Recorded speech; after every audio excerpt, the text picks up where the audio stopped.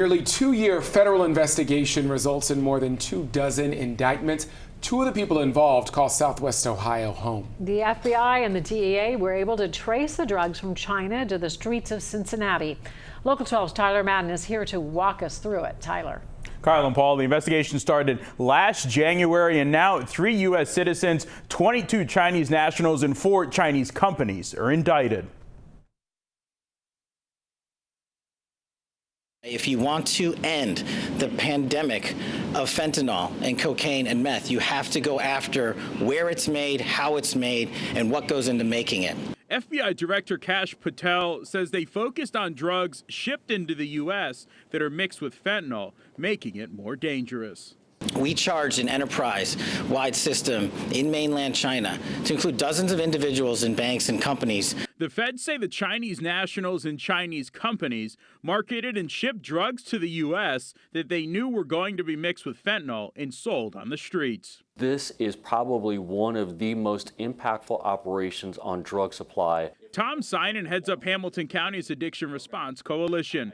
He was not part of this investigation that also saw 3 U.S. citizens indicted. Eric Payne and Orion Rayford of Tip City, north of Dayton, and Ciandre Davis of Atlanta all played a part.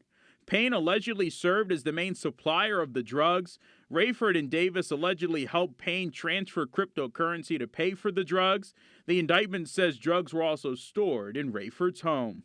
They got every single part of the drug supply, including the cryptocurrency and where it was coming from and how to stop that. I think it sends a strong message, especially to the manufacturers in China. Sinan says most of these drugs are sent to hubs spread out across the country. They're getting ingredients from China, probably on the dark web, coming in, and then someone collects all those drugs in that hub and then distributes them to the dealer, and then it gets mixed here in our general location. I think it sends a strong message to those people in China that are manufacturing this. We know who you are, we know what you're doing, and we know where this is coming from, and each time you do this, we're going to disrupt you. The FBI special agent in charge says one of the Chinese companies involved in 2 of its representatives are being sanctioned by the Treasury Department for their role in all of this. Paula. All right, Tyler, and China does not have an extradition agreement with the U.S. The U.S. attorney says that they will put out an international alert for the 22 people indicted, meaning that they could be arrested if they travel outside of China.